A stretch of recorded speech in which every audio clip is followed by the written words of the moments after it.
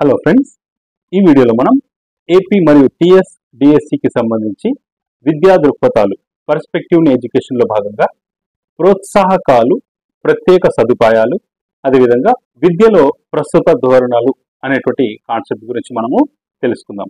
అదేవిధంగా చివరిలో మనము ఈ కాన్సెప్ట్స్కి సంబంధించి కొన్ని ఇంపార్టెంట్ బిట్స్ని కూడా రివిజన్ చేసుకుందాం. ఓకేనా? మరి ముఖ్యంగా మనము ఇందులో నేర్చుకునేటువంటి టాపిక్స్ ఏమిటంటే ఇన్సెంటివ్స్ అండ్ స్పెషల్ ప్రొవిజన్స్, అంటే ప్రోత్సాహకాలు, ప్రత్యేక సదుపాయాలు. అందులో మిడ్ డే మీల్స్ గురించి, ఫ్రీ బుక్స్ గురించి, స్కాలర్షిప్ గురించి, awards, welfare hostels, transportation. So ఇవి ప్రోత్సాహకాలు మరియు ప్రత్యేక సదుపాయాల్లో మనం వీటి గురించి తెలుసుకుంటాం. అదేవిధంగా కరెంట్ ట్రెండ్స్ ఇన్ ఎడ్యుకేషన్, అంటే విద్యలో ప్రస్తుత ధోరణులు. అందులో బడి పిలుస్తోంది, బడికి వస్తా, మా ఊరు మనబడి, విద్యాంజలి, స్వచ్ఛ పాఠశాల, ఇన్స్పైర్, కళా ఉత్సవ్ అనేటువంటి ఈ టాపిక్స్ ని మనము కరెంట్ ట్రెండ్స్ ఇన్ ఎడ్యుకేషన్, విద్యలో ప్రస్తుత ధోరణులు అనేటువంటి భాగంలో తెలుసుకుంటాం. ఓకేనా? మరి ఈ వీడియోలో ఎక్కువగా మనము ఎక్స్ప్లెనేషన్ కి ప్రాధాన్యత ఇస్తున్నాము. కోడింగ్ అనేటువంటిది అవసరం లేదు, ఎందుకంటే జస్ట్ ఒకసారి మనము మొత్తం కాన్సెప్ట్ ని ఒకసారి చూస్తే ఆటోమేటిక్ గా మనకి గుర్తుండడానికి ఛాన్స్ ఉంటుందన్నమాట. ఓకేనా? రైట్. మరి మొదటగా ప్రోత్సాహకాలు మరియు ప్రత్యేక సదుపాయాలు. సో ఇందులో మనము మొదటిది మిడ్ డే మీల్స్, అంటే మధ్యాహ్న భోజన పథకం గురించి తెలుసుకుందాం. చూడండి, పాఠశాలలో విద్యార్థులకు ఉచితంగా మధ్యాహ్న పూట భోజన సదుపాయం కల్పించే ప్రభుత్వ విధానాన్ని మధ్యాహ్న భోజన పథకం అంటారు.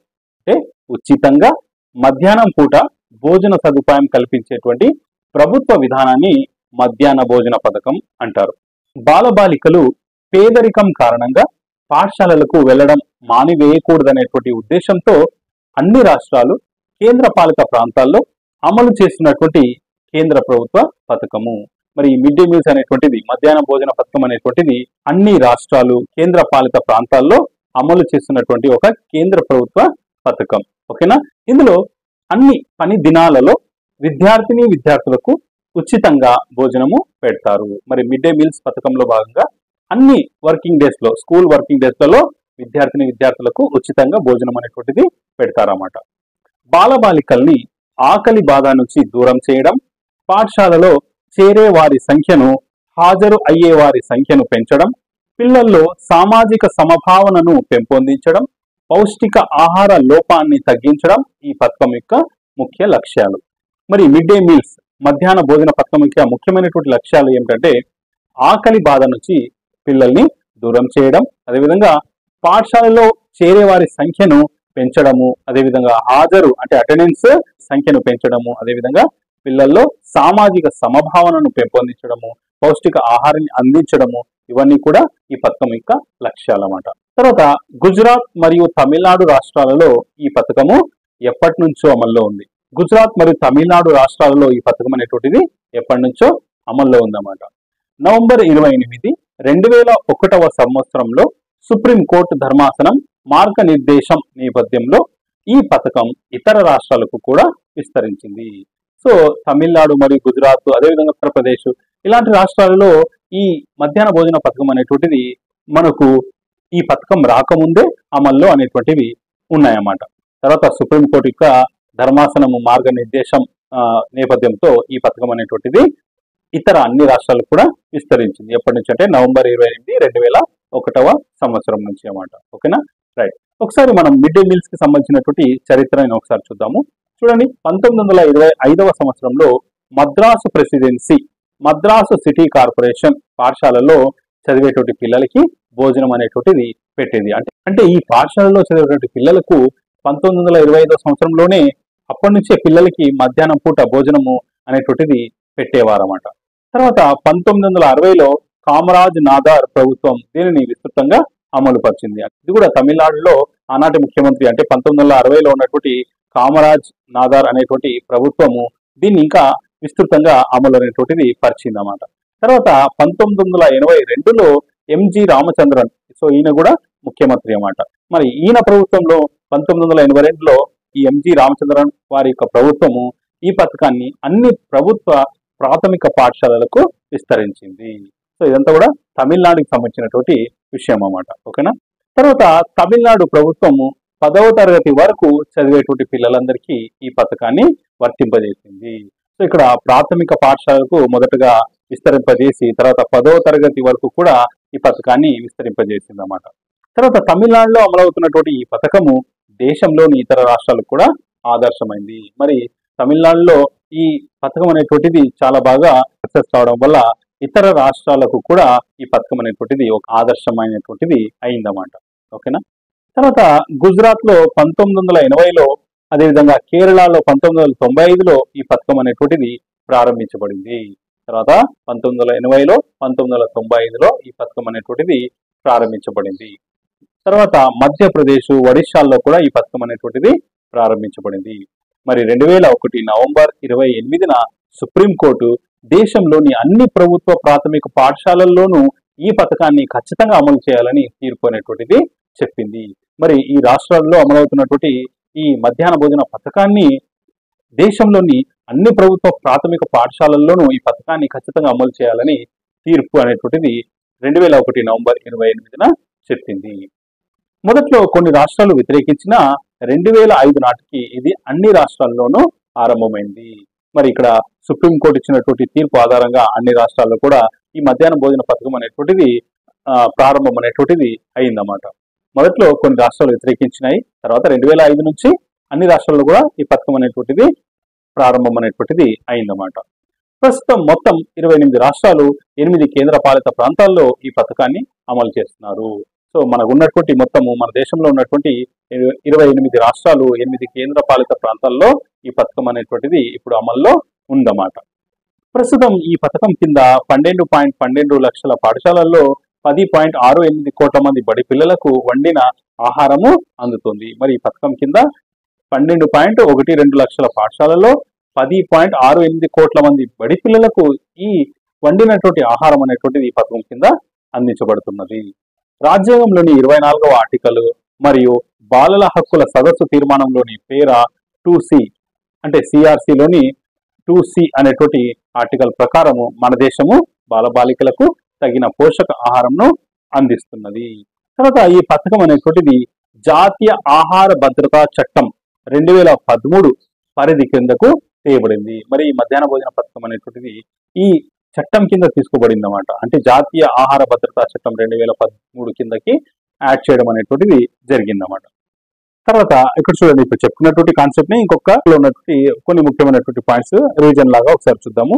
మధ్యాహ్న భోజన పథకం అంటే మిడ్ డే మీల్స్ స్కీమ్ భారతదేశంలో స్వాతంత్రం రాకపూర్వమే బ్రిటిష్ ప్రభుత్వము 1925లో మద్రాస్ మున్సిపల్ కార్పొరేషన్ మధ్యాహ్న భోజనం విద్యార్థుల కోసము ప్రవేశపెట్టారు.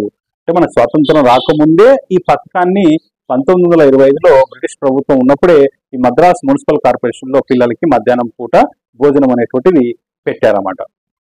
భారతదేశంలో మొదటగా తమిళనాడు ప్రభుత్వం మధ్యాహ్న భోజన పథకాన్ని అమలు చేసింది. మొదట్లో అమలు చేసినటువంటి రాష్ట్రం ఏది అంటే తమిళనాడు అన్నమాట. 1953లో ఉత్తరప్రదేశ్ ప్రభుత్వం మధ్యాహ్న భోజన పథకాన్ని ప్రారంభించింది. సో 1957లో మొదటగా ఈ మధ్యాహ్న భోజన పథకాన్ని ప్రారంభించబడింది. సో అంతకుముందే మధ్యాహ్నం పూట తమిళనాడు రాష్ట్రంలో పిల్లలకు ఈ పథకం అనేటువంటిది అమల్లో ఉండింది. తర్వాత 1958-59 యూనిసెఫ్, WHO సహకారంతో జాతీయ పోషకాహార కార్యక్రమం అనేటువంటిది ప్రవేశపెట్టబడింది. 1958-59 యూనిసెఫ్, WHO సహకారంతో జాతీయ పోషకాహార కార్యక్రమం అనేటువంటిది ప్రవేశపెట్టబడింది. తర్వాత 1982లో తమిళనాడు రాష్ట్రం అనేటువంటిది ఈ పథకాన్ని ప్రారంభించింది. ఇంతకుముందే అమల్లో ఉండేటువంటిది జస్ట్ కొన్ని చోట్ల మాత్రమే, అంటే మద్రాస్ మున్సిపల్ కార్పొరేషన్ లో అమల్లో ఉండింది. తర్వాత 1982లో తమిళనాడు రాష్ట్రం మొత్తం అనేటువంటిది ఈ మధ్యాహ్న భోజన పథకాన్ని ప్రారంభించింది. తర్వాత 1995 ఆగస్టు 15న కేంద్ర ప్రభుత్వం national programme of nutritional support to primary education ప్రారంభించింది. సో 1995 ఆగస్టు 15న NSPE అనేటువంటి ప్రోగ్రామ్ అంటే national programme of nutritional support to primary education ని ఈ డేట్ అంటే ఈ తేదీన ప్రారంభించింది అన్నమాట. ఇది ఇంపార్టెంట్. 1995 ఆగస్టు 15.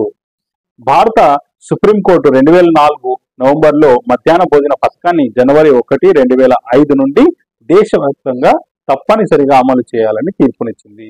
మధ్యాహ్న భోజన పథకాన్ని జనవరి 1, 2005 నుంచి దేశవ్యాప్తంగా తప్పనిసరిగా అమలు చేయాలని తీర్పును ఇచ్చింది. మరి ఈ మధ్యాహ్న భోజన పథకానికి కేంద్ర ప్రభుత్వం యొక్క ప్రోత్సాహకాలు ఒకసారి చూద్దాం. కేంద్ర ప్రభుత్వం ఆగస్టు 15, 1995 ప్రాథమిక విద్యకు పోషకాహార ప్రోత్సాహక జాతీయ కార్యక్రమము అంటే national programme of nutritional support to primary education NPNSPE అనేటువంటి ఒక కార్యక్రమాన్ని కేంద్ర ప్రభుత్వము ఆగస్టు 15, 1995న ప్రారంభించింది. తర్వాత ఈ పథకం యొక్క లక్ష్యం ఏమిటంటే ప్రాథమిక పాఠశాల విద్యార్థులకు పోషకాహార స్థాయిని పెంచడం ద్వారా ప్రాథమిక విద్యను బలోపేతం చేయడము. మరి పోషకాహార స్థాయిని పెంచి ప్రాథమిక విద్యను బలోపేతము చేయడము. ఈ పథకం కింద 1 నుంచి 5వ తరగతి చదువుతున్నటువంటి విద్యార్థులందరికీ 300 క్యాలరీల వండిన మధ్యాహ్న భోజనము, అదేవిధంగా 12 గ్రాముల ప్రోటీన్లు అనేటువంటివి అందిస్తారు. మరి ఈ పథకం కింద 1 నుంచి 5వ తరగతి చదువుతున్నటువంటి పిల్లలకు 300 క్యాలరీలు వండినటువంటి మధ్యాహ్న భోజనము, అదేవిధంగా 12 గ్రాముల ప్రోటీన్లు అనేటువంటివి అందిస్తారు. తర్వాత అక్టోబర్ 2007 నుంచి ప్రాథమికోన్నత పాఠశాలల్లో అంటే 6 నుంచి 8వ తరగతి వరకు చదువుతున్నటువంటి విద్యార్థులకు కూడా ఈ పథకాన్ని అమలు అనేటువంటి చేస్తున్నారన్నమాట. అక్టోబర్ 2007 నుంచి. ఈ పథకం యొక్క పేరును అంటే national program for nutritional support to primary education నుంచి national programme of mid day meals in schools, national programme of mid day meals in schools అంటే పాఠశాలలో మధ్యాహ్న భోజన జాతీయ కార్యక్రమంగా పేరు అనేటువంటిది మార్చినారన్నమాట. ఓకేనా, రైట్. నోట్: ఏప్రిల్ 1వ తేదీ 2008 సంవత్సరం నుండి ఈ కార్యక్రమం ప్రభుత్వ ఎయిడెడ్ స్థానిక సంస్థల ప్రాథమికోన్నత పాఠశాలలో విస్తరించడం అనేటువంటిది జరిగింది. మరి 2008 ఏప్రిల్ 1వ తేదీ నుండి ఈ కార్యక్రమం అదేవిధంగా ప్రభుత్వ ఎయిడెడ్ స్థానిక సంస్థలు ప్రాథమికోన్నత పాఠశాలలో విస్తరించడం అనేటువంటిది జరిగింది. తర్వాత ఆంధ్రప్రదేశ్ ప్రభుత్వం మధ్యాహ్న భోజన పథకాన్ని 10వ తరగతి వరకు విస్తరించింది. 1 నుంచి 8వ తరగతి వరకు కేంద్ర ప్రభుత్వ ఆర్థిక సహకారంతో ఈ పథకము నిర్వహించబడుతుంది. 9, 10 తరగతులకు ఆంధ్రప్రదేశ్ ప్రభుత్వం ఆర్థిక వనరులను కల్పిస్తూ ఈ కార్యక్రమాన్ని నిర్వహించడము జరుగుతున్నది. మరి మనకి కేంద్ర ప్రభుత్వం ఓన్లీ 1 నుంచి 8వ తరగతి వరకు మాత్రమే ఆర్థిక సహాయం అనేటువంటిది ఈ పథకం కింద సహాయం అనేటువంటిది చేస్తుంది. మరి 9, 10 తరగతులకు ఆంధ్రప్రదేశ్ ప్రభుత్వమే తన ఆర్థిక వనరులను కల్పిస్తూ ఈ కార్యక్రమాన్ని నిర్వహించడం అనేటువంటిది జరుగుతున్నది. నెక్స్ట్ ఇప్పుడు సుప్రీంకోర్టు మధ్యంతర ఉత్తర్వులు. మధ్యాహ్న భోజనానికి సంబంధించి సుప్రీంకోర్టు అనేటువంటిది మధ్యంతర ఉత్తర్వులను ఇస్తూ ఉంటుంది. వాటిలో ఇప్పుడు కొన్ని ఉన్నాయి, అవి చూద్దాం ఒక్కొక్కటి. మొదటిది ఉత్తర్వు మౌలిక ఆహారం. తర్వాత అంశం ఏమిటంటే ప్రభుత్వ ప్రాథమిక పాఠశాలల్లో చదువుతున్నటువంటి ప్రతి విద్యార్థికి కనీసం 300 క్యాలరీల శక్తినిచ్చేటువంటి వండిన ఆహారం మరియు 12 గ్రాముల ప్రోటీన్లు కలిగినటువంటి ఆహారంను ప్రతి పనిదినం కనీసం 200 రోజులు అందించాలి అని ఈ ఉత్తర్వుల్లో సుప్రీంకోర్టు అనేటువంటిది పేర్కొంది అన్నమాట. ఎప్పుడు అంటే ఉత్తర్వు ఇచ్చినటువంటి తేదీ 28 నవంబర్ 2001. 28 నవంబర్ 2001. నెక్స్ట్ వండడానికి అయినటువంటి ఖర్చుకు సంబంధించినటువంటి ఉత్తర్వు. సో అంశం ఏమిటంటే ఆహారాన్ని తయారు చేయటకు అయినటువంటి ఖర్చును లేదా ఛార్జీలను పిల్లల వద్ద నుంచి కానీ వారి తల్లిదండ్రుల వద్ద నుంచి కానీ వసూలు చేయరాదు అని ఉత్తర్వు అనేటువంటిది ఎప్పుడు అంటే 20 ఏప్రిల్ 2004లో ఇచ్చింది. ఓకేనా, 20 ఏప్రిల్ 2004లో వండడానికి అయినటువంటి ఖర్చుని పిల్లల దగ్గర నుంచి కానీ వారి తల్లిదండ్రుల నుంచి కానీ వసూలు చేయకూడదు అని ఉత్తర్వు అనేటువంటిది సుప్రీంకోర్టు ఇవ్వడం జరిగింది. నెక్స్ట్ కేంద్ర సహాయం. ఆహార ధాన్యాలను మధ్యాహ్న భోజనంగా తయారు చేయుటకు అయ్యే ఖర్చును భరించుటకు కేంద్ర ప్రభుత్వం నిధులను కేటాయించాలి. మరి ఈ ఆహార ధాన్యాలను మధ్యాహ్న భోజనంగా తయారు చేయడానికి అయ్యేటువంటి ఖర్చును ఎవరు భరించాలంటే కేంద్ర ప్రభుత్వం భరించాలని ఉత్తర్వు అనేటువంటిది సుప్రీంకోర్టు ఇవ్వడము జరిగింది. అది కూడా ఎప్పుడంటే డేట్ 20 ఏప్రిల్ 2004. నెక్స్ట్ వంట గదులకు సంబంధించి పాఠశాలల్లోనే ఆహారాన్ని తయారు చేయుటకు వంట గదులను నిర్మించుటకు కేంద్ర ప్రభుత్వము ఏర్పాట్లు చేయాలి అని సుప్రీంకోర్టు ఉత్తర్వు ఇచ్చింది. ఎప్పుడంటే ఇది కూడా 20 ఏప్రిల్ 2004లో. నెక్స్ట్ దళిత వంటకారులకు అంటే కుక్లకు ప్రాధాన్యత. మధ్యాహ్న భోజనం తయారు చేయుటకు కుక్లను సహాయకులను నియమించినప్పుడు షెడ్యూల్ కులాలు షెడ్యూల్ ట్రైబ్ వారికి ప్రాధాన్యత ఇవ్వాలా అని ఉత్తర్వు అనేటువంటిది ఇవ్వడం జరిగింది. అది కూడా ఎప్పుడంటే 20 ఏప్రిల్ 2004. అదేవిధంగా గుణాత్మక రక్షణలు. ప్రాథమిక పాఠశాలల్లో పోషకాహార భోజనంను అందించుటకు మంచి అవస్థాపన సౌకర్యాలు, మంచినీటి సదుపాయం, దైనందిన పరిశీలన వంటివి కల్పించేటువంటి ఏర్పాట్లు చేయాలా అని సుప్రీంకోర్టు అనేటువంటిది ఉత్తర్వును 20 ఏప్రిల్ 2004 20 ఏప్రిల్ 2004 ఇవ్వడం జరిగిందన్నమాట. నెక్స్ట్ కరువు ప్రాంతాలు. దీనికి సంబంధించినటువంటి ఉత్తర్వులో అంశం ఏమిటంటే కరువు పీడిత ప్రాంతాల్లో నెలకొని ఉన్న పాఠశాల విద్యార్థులకు వేసవి సెలవుల్లో కూడా మధ్యాహ్న భోజనంను అందించాలి అని 20 ఏప్రిల్ 2004 ఉత్తర్వు అనేటువంటిది ఇవ్వడం జరిగింది. ఓకేనా, రైట్. సో ఇవన్నీ కూడా 20 ఏప్రిల్ 2004. ఫస్ట్ వన్ ఒకటి మనకి చూడండి 28 నవంబర్ 2001 మౌలిక ఆహారం గురించి చెప్పింది. తర్వాత వండడానికి అయినటువంటి ఖర్చు గురించి, తర్వాత కేంద్ర సహాయము, వంట గదులు, అదేవిధంగా మౌలిక ఆహారం, అదేవిధంగా దళిత వంటకారులకు ప్రాధాన్యతను గురించి, గుణాత్మక రక్షణల గురించి, అదేవిధంగా కరువు ప్రాంతాల గురించి ఉత్తర్వుల్ని 20 ఏప్రిల్ 2004 ఇవ్వడం అనేటువంటిది జరిగింది. నెక్స్ట్ మధ్యాహ్న భోజనం ద్వారా ఒక విద్యార్థికి ఒక రోజుకు అందించాల్సినటువంటి భోజన పదార్థాల వివరాలు. చూడండి, ఆహార రకము, ప్రాథమిక తరగతులు అంటే 1 నుంచి 5 వరకు, తర్వాత ప్రాథమికోన్నత తరగతులు అంటే 6 నుంచి 8 తరగతుల వారికి. క్యాలరీలు చూడండి, ప్రాథమిక తరగతుల వారికి 450 క్యాలరీలు, అదేవిధంగా ప్రాథమికోన్నత తరగతుల వారికి 700 క్యాలరీల ఆహారాన్ని ఇవ్వాలి. 700 క్యాలరీల ఆహారం అనేటువంటిది ఇవ్వాలి. తర్వాత ప్రోటీన్లు గ్రాములలో ప్రాథమిక తరగతులకు 12 గ్రాములు, ప్రాథమికోన్నత తరగతులకు 20 గ్రాములు. తర్వాత బియ్యం లేదా గోధుమలు గ్రాములలో 100 గ్రాములు, ప్రాథమిక తరగతులకు 100 గ్రాములు, ప్రాథమికోన్నత తరగతులకు 150 గ్రాములు. తర్వాత పప్పు వచ్చి 20 గ్రాములు, ప్రాథమిక తరగతులకు, ప్రాథమికోన్నత తరగతులకు 30 గ్రాములు. కూరగాయలు గ్రాములలో 50 గ్రాములు, ప్రాథమిక తరగతులకు 75 గ్రాములు, ప్రాథమికోన్నత తరగతులకు. అదేవిధంగా నూనె లేదా కొవ్వులు గ్రాములలో ప్రాథమిక తరగతులకు 5 గ్రాములు, ప్రాథమికోన్నత తరగతులకు 7.5 గ్రాములు. ఓకేనా. నెక్స్ట్ ఆర్థిక వనరులు. మధ్యాహ్న భోజన పథకంను కొనసాగించుటకు కేంద్ర రాష్ట్ర ప్రభుత్వాలు భాగస్వామ్యం కలిగి ఉంటాయి. మరి ఈ మిడ్ డే మీల్స్ కార్యక్రమంలో కేంద్ర మరియు రాష్ట్ర ప్రభుత్వాలు ఇద్దరు కలిసి భాగస్వాములై ఈ పథకాన్ని కొనసాగిస్తున్నారన్నమాట. తర్వాత కేంద్రం వాటా 60% ఉంటే రాష్ట్ర ప్రభుత్వాల వాటా 40% ఉంటుంది. ఓకేనా. 60:40 60-40 రేషియోలో కేంద్ర మరియు రాష్ట్ర ప్రభుత్వాలు ఈ ఆర్థిక వనరులను వీళ్ళు పంచుకుంటారన్నమాట. తర్వాత కేంద్ర ప్రభుత్వం ఆహార ధాన్యాలను ఆర్థిక సహాయం అనేటువంటిది చేస్తుంది. ఓకేనా. కేంద్ర ప్రభుత్వము ఆహార ధాన్యాలను అదేవిధంగా ఆర్థిక సహాయాన్ని కేంద్ర ప్రభుత్వం అనేటువంటిది చేయడము జరుగుతుంది. ఈ పథకంను కొనసాగించుటకు అవసరమైనటువంటి మౌలిక సదుపాయాలు, రవాణా మరియు శ్రమకు అవసరమైనటువంటి ఖర్చును కూడా కేంద్ర మరియు రాష్ట్రాలు భరిస్తాయి. మరి పథకం అమలు అనేటువంటిది 2 రకాలుగా జరుగుతుంది. మొదటిది వికేంద్రీకరణ పద్ధతి, రెండవది కేంద్రీకృత పద్ధతి. మరి వికేంద్రీకృత పద్ధతిలో భోజన పదార్థాలను స్థానిక వంటకారులచే కానీ సహాయకులు లేదా స్వయం సహాయక సంఘాలచే అంటే SHG లచే వండిస్తారు. సో ఈ పద్ధతిలో భోజన పదార్థాలను స్థానిక వంటకారులచే లేదా సహాయకులు లేదా స్వయం సహాయక సంఘాలచే వండిస్తారన్నమాట.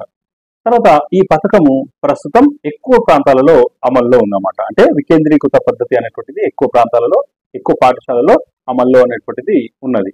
ఈ పద్ధతి ద్వారా ఉపాధ్యాయులు, విద్యార్థుల తల్లిదండ్రులు ఎక్కువగా ఆహార పదార్థాలను పరిశీలించుటకు అవకాశం ఉంటుంది. మరి ఈ పద్ధతి ద్వారా ఉపాధ్యాయులు కానీ లేదా విద్యార్థుల తల్లిదండ్రులు కానీ వాళ్ళు వండేటప్పుడు ఎక్కువ ఆహార పదార్థాలను పరిశీలించడానికి అవకాశం అనేటువంటిది ఉంటుంది. తర్వాత కేంద్రీకృత పద్ధతి. ప్రభుత్వ ప్రైవేట్ భాగస్వామ్యంతో బయట వంట చేయించి ఆ పరిధిలో గల పాఠశాలలకు ఆహార పదార్థాలను పంపిస్తారు. అంటే పాఠశాల ఆవరణంలో కాకుండా బయట ప్రైవేట్ భాగస్వామ్యులతో ప్రభుత్వం అనేటువంటిది బయట వంట చేయించి ఆ పరిధిలో గల పాఠశాలలకు ఆహార పదార్థాలను పంపిస్తారన్నమాట.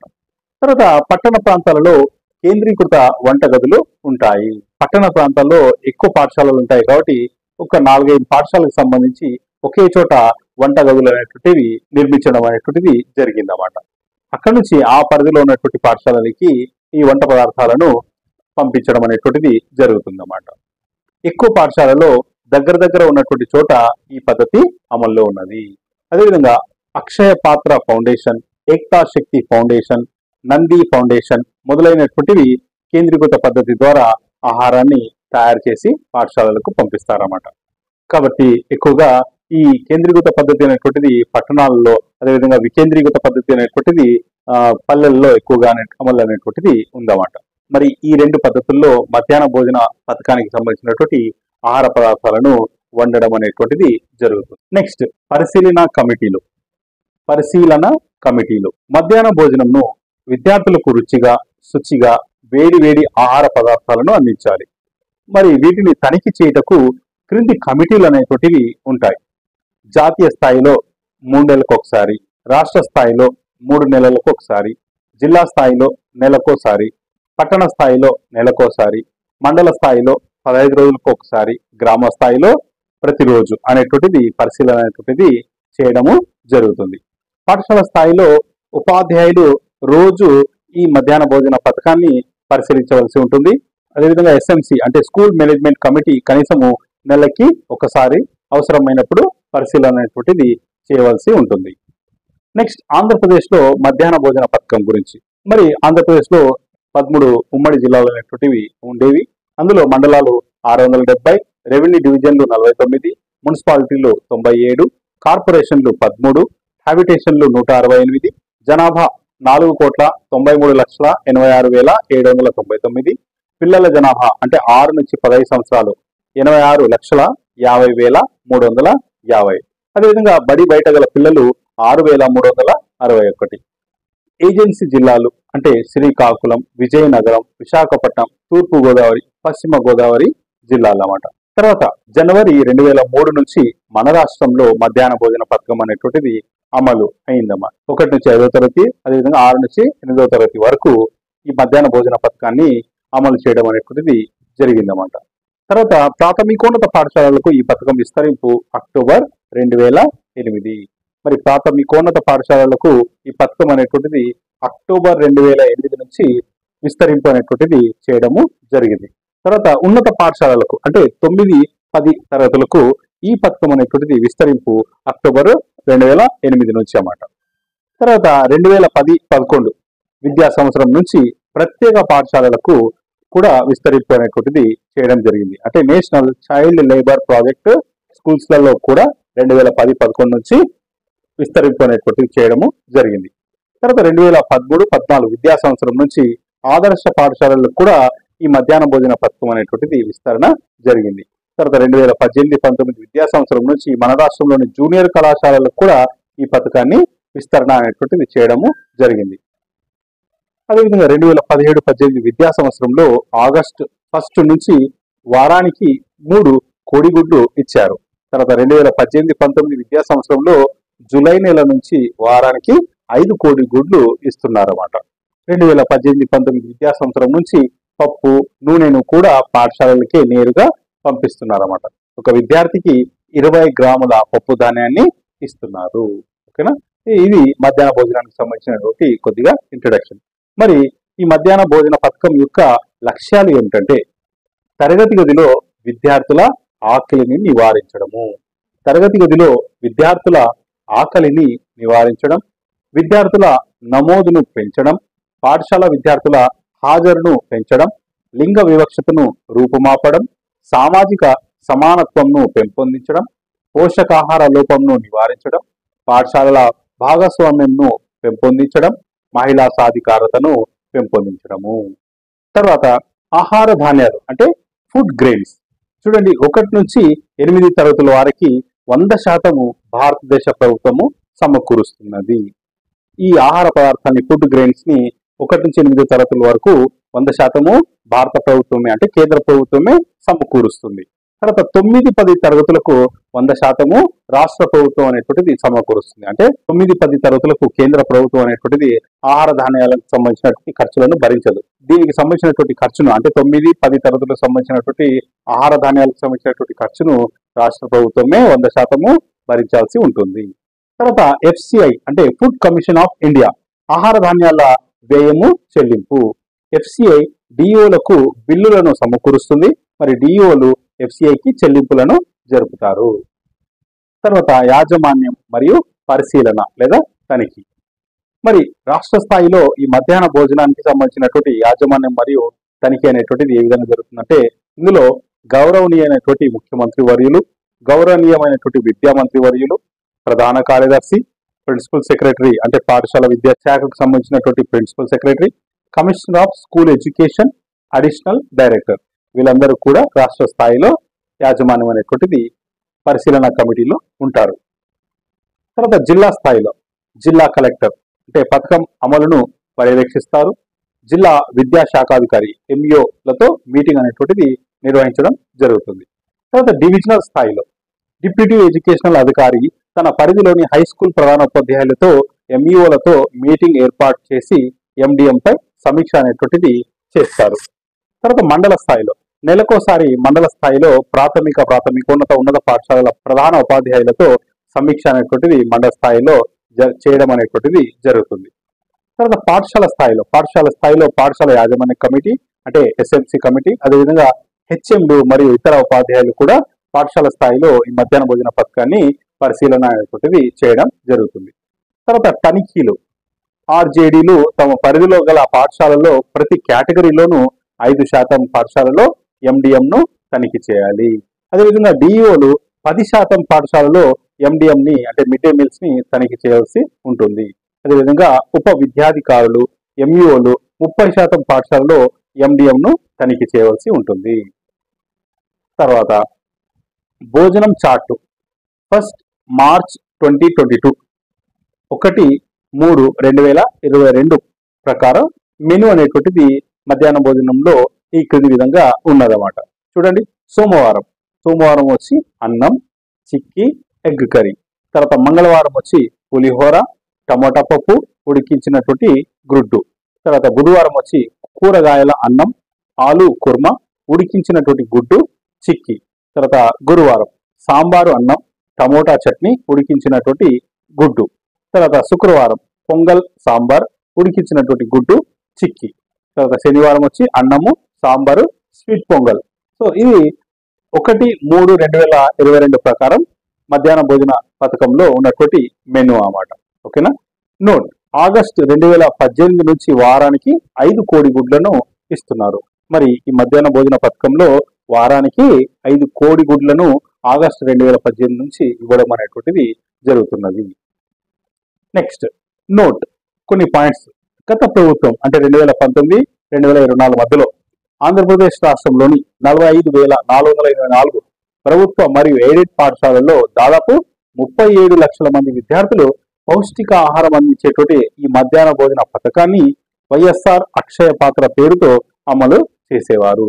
ఈ పీరియడ్ అంటే 2019-2024 ఉన్నటువంటి ప్రభుత్వము మధ్యాహ్న భోజన పథకాన్ని వైఎస్ఆర్ అక్షయ పాత్ర పేరుతో మొదట అమలు చేసేవారు. తర్వాత వైఎస్ఆర్ అక్షయ పాత్ర పేరుకు బదులుగా జగనన్న గోరుముద్దగా 2020 జనవరి 21 నుండి పేరును మార్చడం జరిగింది. మొదట వైఎస్ఆర్ అక్షయ పాత్ర అని పేరు పెట్టారు. తర్వాత జగనన్న గోరుముద్దగా 2020 జనవరి 1 నుండి పేరును మార్చడం జరిగింది. తర్వాత 2020 జనవరి 21 నుండి మధ్యాహ్న భోజనంలో ప్రభుత్వం ప్రవేశపెట్టినటువంటి కొత్త మెను ఏమిటంటే అన్నం, పప్పుచారు, గుడ్డు కూర, చిక్కీ. తర్వాత మంగళవారం వచ్చి పులిహోర, టమోటా పప్పు, ఉడికించినటువంటి గుడ్డు. బుధవారం కూరగాయల అన్నం, ఆలు కుర్మా, ఉడికించినటువంటి గుడ్డు, చిక్కీ. తర్వాత గురువారం వచ్చి కిచిడి అంటే పెసరపప్పు అన్నం, తర్వాత టమోటా చట్నీ, ఉడికించినటువంటి గుడ్డు.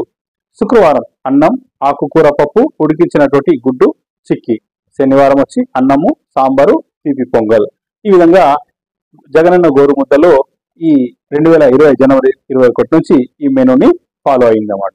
ఈ మెనూ ప్రకారము ఆంధ్రప్రదేశ్లో మధ్యాహ్న భోజన పథకాన్ని అమలు చేయడము జరిగింది. తర్వాత ఇంకొక నోట్ చూడండి, జూన్ 4న కొత్తగా ఏర్పడినటువంటి ప్రభుత్వము జగనన్న గోరుముద్ద పేరును పిఎం పోషణ్ గోరుముద్ద ఎండిఎం అంటే మిడ్ డే మీల్స్ కి సంబంధించినటువంటి పేరు జగనన్న గోరుముద్దగా ఉండింది. దాన్ని తర్వాత మళ్ళీ పిఎం పోషణ్ గోరుముద్దగా మార్చడం జరిగింది.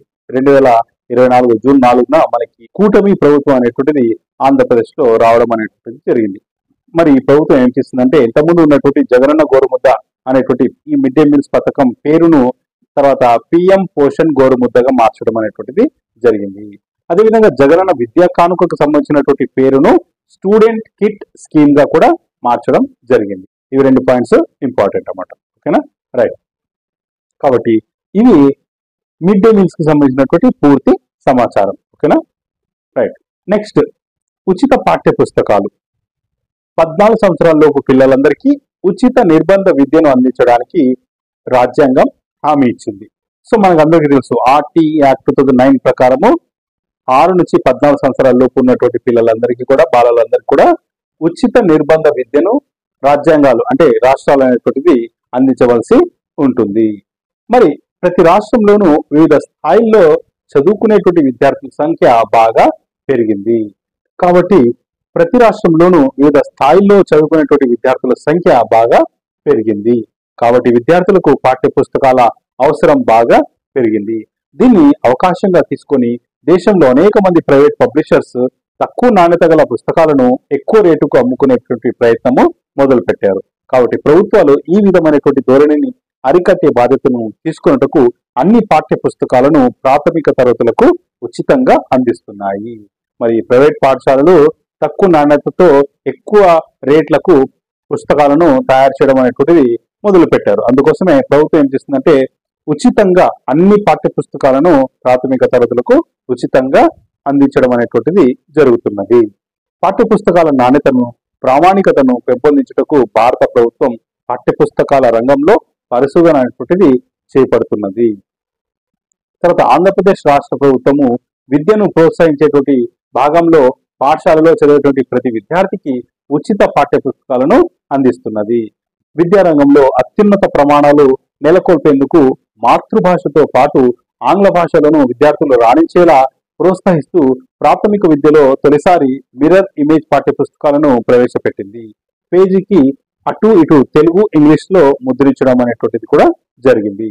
పాఠశాలలో 8వ తరగతి వరకు ఆంగ్ల మాధ్యమాన్ని ప్రవేశపెట్టిన కారణంగా తెలుగు నుండి ఇంగ్లీష్ మాధ్యమానికి మార్పు సరళంగా తేలికగా జరిగేందుకు ఈ పాఠ్య పుస్తకాలను ముద్రించింది.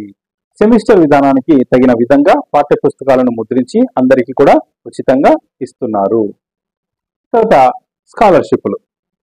ఆంధ్రప్రదేశ్ ప్రభుత్వం సాంఘిక సంక్షేమ శాఖ ద్వారా ప్రతి సంవత్సరం ప్రీ మెట్రిక్ స్కాలర్షిప్లను అందిస్తుంది. 5 నుంచి 8వ తరగతి వరకు చదువుతున్నటువంటి ఎస్సీ విద్యార్థులకు ప్రీ మెట్రిక్ స్కాలర్షిప్స్ ను ఇవ్వడము జరుగుతున్నది. అదేవిధంగా భారత ప్రభుత్వం మైనార్టీ విద్యార్థులకు కూడా ప్రీ మెట్రిక్ స్కాలర్షిప్ అనేటువంటిది ఇస్తున్నది. బీసీ విద్యార్థులకు 9, 10 తరగతులకు ప్రత్యేకించి బాలికలకు ప్రాధాన్యతను ఇస్తూ స్కాలర్షిప్లను ఇవ్వడము జరుగుతున్నది. అదేవిధంగా అపరిశుద్ధ పనుల్లో నిమగ్నమైనటువంటి తల్లిదండ్రుల పిల్లలకు కూడా ప్రీ మెట్రిక్ స్కాలర్షిప్స్ ను ఇవ్వడము జరుగుతున్నది. తర్వాత నోట్ చూడండి, గత ప్రభుత్వం అంటే 2019, 2024లో మనకి వైసీపీ ప్రభుత్వం ఉండింది. ఆంధ్రప్రదేశ్ రాష్ట్రంలో బాగా చదివేటువంటి పిల్లలను ఉద్దేశించి వారి చదువులలో ఉన్నత విద్యకు దూరం కాకుండా ఉండేందుకు స్కాలర్షిప్స్ ను అందిస్తున్నది. ఈ పథకం ఆర్థికంగా వెనుకబడినటువంటి విద్యార్థులు తమ చదువును కొనసాగించేందుకు ఈ స్కాలర్షిప్స్ ను అందిస్తున్నారు. దీనిలో స్కూల్ ఫీజు, నిర్వహణ ఖర్చులకు, హాస్టల్లో ఉచిత వసతికి స్కాలర్షిప్స్ ను ఇవ్వడం అనేటువంటిది జరిగింది. మరి వివిధ రకాల స్కాలర్షిప్స్ క్రింది విధంగా ఉన్నాయన్నమాట. చూడండి, పోస్ట్ మెట్రిక్ స్కాలర్షిప్ స్కీమ్. దీన్ని మనకి 2019, 2024లో జగనన్న విద్యా దీవెన, జగనన్న వసతి దీవెన అని పిలిచేవారు. ఓకేనా, 2019 నుంచి 2024 వరకు దీన్ని ఈ పోస్ట్ మెట్రిక్ స్కాలర్షిప్ స్కీమ్ ని. తర్వాత నోట్ చూడండి, 2024 జూన్ 4న ఏర్పడినటువంటి కొత్త ప్రభుత్వం అంటే మనకి జూన్ 4న మళ్ళీ టీడీపీ ప్రభుత్వం అనేటువంటిది రావడం జరిగింది. మరి ఈ జగనన్న విద్యా దీవెన, వసతి దీవెన పేరును మరలా పోస్ట్ మెట్రిక్ స్కాలర్షిప్ గా తిరిగి మార్చడం జరిగిందన్నమాట. ఓకేనా, right. Next, pre matric scholarship scheme. Government నడిపే అదేవిధంగా స్థానిక సంస్థలు నడిపేటువంటి సంస్థలందు గల చదివేటువంటి విద్యార్థులకు ఈ ప్రీ మెట్రిక్ స్కాలర్షిప్ స్కీమ్ అనేటువంటిది ఇవ్వడము జరిగింది. తర్వాత వైఎస్ఆర్ విద్యోన్నతి స్కీమ్ నిర్ణయించబడ్డ పేరుబడిన సంస్థలందు ఇచ్చేటువంటి శిక్షణలకు ఈ వైఎస్ఆర్ విద్యోన్నతి స్కీమ్ గా చెప్పేవారు అన్నమాట. తర్వాత 2024 జూన్ 4న ఏర్పడినటువంటి కొత్త ప్రభుత్వం మళ్ళీ ఏం చేసింది, ఈ వైఎస్ఆర్ విద్యోన్నతి స్కీమ్ పేరును ఎన్టీఆర్ విద్యోన్నతిగా పేరును మార్చడం అనేటువంటిది జరిగింది. తర్వాత జగనన్న విదేశీ విద్యా దీవెన స్కీమ్, విదేశాలలో చదువుకున్నటకు విద్యార్థులకు అందించేటువంటి స్కీమ్ పేరు వచ్చి జగనన్న విద్యా దీవెన స్కీమ్ అన్నమాట. ఇది కూడా 2019-2024 మధ్యలో ఉండింది. సో దీన్ని ప్రస్తుతము 2024 జూన్ 4న వచ్చినటువంటి టీడీపీ గవర్నమెంట్ మళ్ళీ జగనన్న విదేశీ విద్యా దీవెన స్కీమ్ పేరును అంబేద్కర్ ఓవర్సీస్ విద్యానిధిగా మార్చినది. సో ఇంతకుముందు ఈ స్కీమ్ కి యాక్చువల్ పేరు వచ్చి అంబేద్కర్ ఓవర్సీస్ విద్యానిధిగానే ఉండింది. దీన్ని వైసీపీ ప్రభుత్వము జగనన్న విదేశీ విద్యా దీవెన స్కీమ్ గా పేరు మార్చింది. తర్వాత మళ్ళీ కూటమి ప్రభుత్వం రావడం వల్ల ఈ జగనన్న విదేశీ దీవెన స్కీమ్ ని పేరు వచ్చి అంబేద్కర్ ఓవర్సీస్ విద్యానిధిగా మార్చడం అనేటువంటిది జరిగింది. తర్వాత గాయత్రి, బాగా చదివేటువంటి బ్రాహ్మణ విద్యార్థులకు ఇచ్చేటువంటి స్కాలర్షిప్ పేరు వచ్చి గాయత్రి. ఓకేనా, ఇలా మొదలైనటువంటి స్కాలర్షిప్లు ఆంధ్రప్రదేశ్ లో అమల్లో ఉన్నాయి.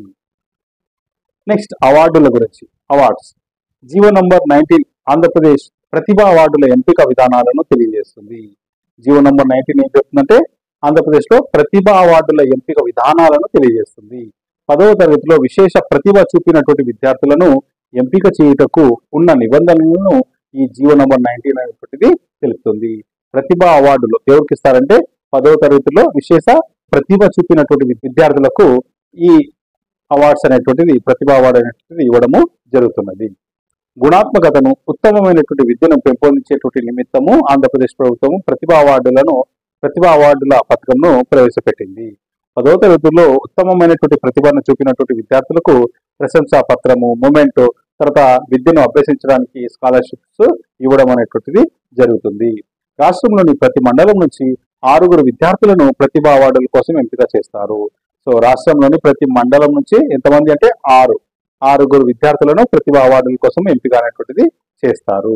గత సంవత్సరము 10వ తరగతి ఫలితాల్లో అత్యంత ప్రతిభ చూపినటువంటి వారిని ఎంపిక చేసి రాష్ట్ర స్థాయిలో జరిగేటువంటి ఉత్సవాల్లో సన్మానించడం అనేటువంటిది జరిగింది. మరి ఎస్సీ, ఎస్టీ, బీసీల నుంచి ఒక బాలికను, ఓసీ నుంచి 2 ఎంపిక చేయడం అనేటువంటిది జరుగుతుంది. తర్వాత ఎంపిక చేయబడినటువంటి ప్రతిభ గల విద్యార్థులకు ఒకే ఇన్స్టాల్మెంట్ లో ఎంత ఇస్తారు అమౌంట్ అంటే 20,000 అనేటువంటిది అందించడము జరుగుతుంది, 20,000. మరి ప్రతి మండలం నుంచి ఎంపిక చేయు విద్యార్థుల వివరాలు ఈ విధంగా ఉంటాయి. చూడండి, సీరియల్ నంబర్, కేటగిరీ, అవార్డుల సంఖ్య, లింగము, అవార్డుకు ఇచ్చేటువంటి మొత్తం. మొదటగా ఓసీలో అవార్డుల సంఖ్య ఎంత అంటే 2. మరి ఈ 2లో 2 బాయ్స్ ఉండొచ్చు, లేదా 2 గర్ల్స్ ఉండొచ్చు, లేదా బాయ్ గర్ల్ కూడా ఉండవచ్చు. మరి వీరికి ఇచ్చేటువంటి అమౌంట్ అవార్డుగా ఎంత ఇస్తున్నారంటే 40,000 అనేటువంటిది ఇస్తున్నారు. తర్వాత బీసీలో 1. మరి బీసీలో ప్రతిభా అవార్డు ఎంతమందికి ఇస్తారంటే మండల స్థాయిలో 1 ఇస్తారు.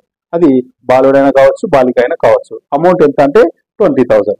తర్వాత ఎస్టీలో కూడా 1, బాలుడు లేదా బాలిక, అమౌంట్ వచ్చి 20,000. ఎస్సీలో కూడా 1 ప్రతిభా అవార్డు ఇస్తారు, బాలుడు లేదా బాలిక 20,000 అన్నమాట. తర్వాత ఒక బాలిక విద్యార్థి అనేటువంటిది అది ఏ కేటగిరీ అయినా కావచ్చు. అది ఓసీ కానీ, బీసీ కానీ, ఎస్సీ కానీ, ఎస్టీ కానీ బాలిక అయి ఉండాల. ఇందులో అవార్డుగా ఇచ్చే మొత్తం ఎంత అంటే 20,000 అన్నమాట. ఓకేనా. సో ఈ విధంగా మొత్తం ఒక మండలం నుంచి 6 మంది విద్యార్థుల్ని సెలెక్ట్ చేస్తారు ప్రతిభా అవార్డుకి. మొత్తం అమౌంట్ అనేటువంటిది ఎంత అంటే 1,20,000 వరకు అన్నమాట. ఓకేనా. 1,20,000 అమౌంట్ రూపంలో ప్రతిభా అవార్డుకి ఇవ్వడం అనేటువంటిది జరుగుతుంది. తర్వాత సంక్షేమ వసతి గృహాలు, వెల్ఫేర్ హాస్టల్స్, షెడ్యూల్ కులాల సమీకృత మరియు అన్ని రకాల అభివృద్ధికి పాటుపడుతున్నటువంటి ఆంధ్రప్రదేశ్ యొక్క ప్రభుత్వ శాఖ సాంఘిక సంక్షేమ శాఖ. మరి షెడ్యూల్ కులాల సమీకృత మరియు అన్ని రకాల అభివృద్ధికి పాటుపడుతున్నటువంటి ఆంధ్రప్రదేశ్ యొక్క సంక్షేమ శాఖ ఏది అంటే సాంఘిక సంక్షేమ శాఖ. మరి సాంఘిక సంక్షేమ శాఖ యొక్క ప్రధాన లక్ష్యాలు ఏమిటంటే షెడ్యూల్ కులాల్లో విద్యాభివృద్ధికి కృషి, షెడ్యూల్ కులాల్లో సాంఘిక ఆర్థిక అభివృద్ధికి సహాయం చేయడము, షెడ్యూల్ కులాల సంక్షేమం మరియు రక్షణను పెంపొందించడము, అనాథ పిల్లలకు శరణాలయాలు, అదేవిధంగా జోగినీలకు పునరావాసం, ఇవన్నీ కూడా సాంఘిక సంక్షేమ శాఖ యొక్క ప్రధాన లక్ష్యాలు. మరి ఈ సాంఘిక సంక్షేమ శాఖ నిర్వహించేటువంటి సంస్థలు వచ్చి ఏపీ సాంఘిక సంక్షేమ residential educational institute society APSWREI, తర్వాత గిరిజన సంక్షేమ కమిషనరేట్, తర్వాత సాంఘిక సంక్షేమ కమిషనరేట్, ఆంధ్రప్రదేశ్ షెడ్యూల్ కులాల సహకార ఆర్థిక కార్పొరేషన్ లిమిటెడ్, అదేవిధంగా ఆంధ్రప్రదేశ్ స్టడీ సర్కిల్. ఆంధ్రప్రదేశ్ ప్రభుత్వము SC, ST, BC మరియు బాలికలకు ప్రత్యేకమైనటువంటి హాస్టల్ సదుపాయాలను కల్పిస్తుంది. విద్యార్థులకు మంచి భోజనంతో పాటు బట్టలు, ప్లేటు, గ్లాసు, దుప్పటి వంటివి కూడా ఉచితంగా అందిస్తుంది.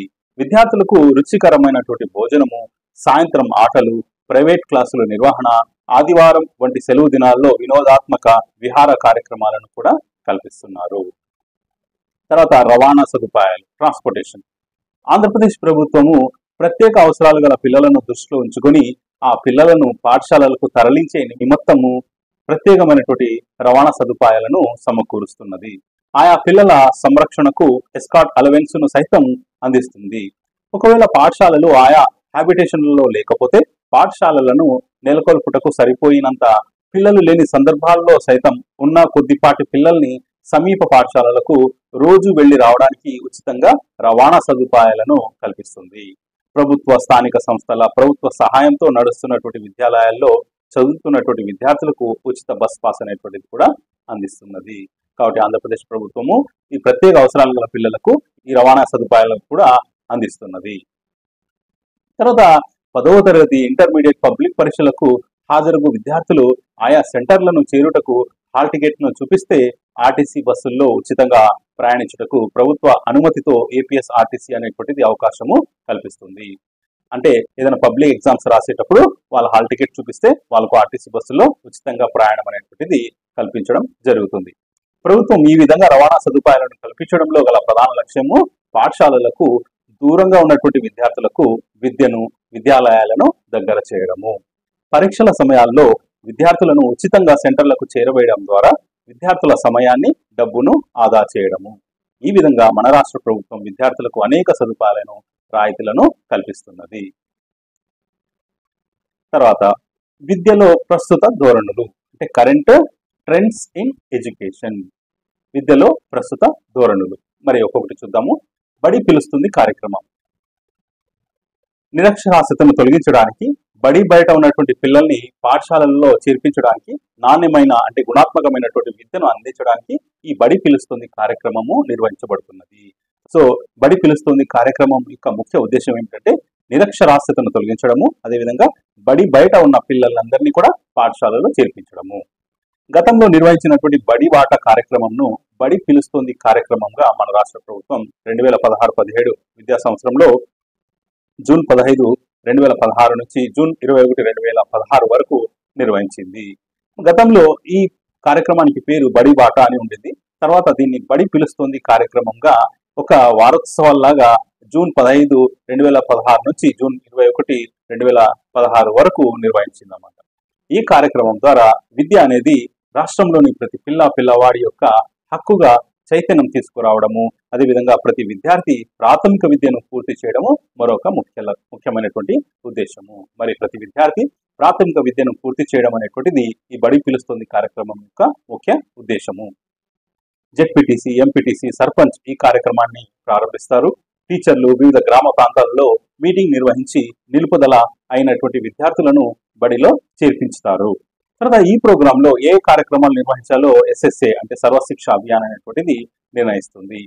దీని ఆశయము 6 నుంచి 14 సంవత్సరాల వయసు గల విద్యార్థులను బడిలో చేర్పించుట మరియు చేరినటువంటి వారిని బడికి సక్రమంగా వెళ్లేలా చేయడము.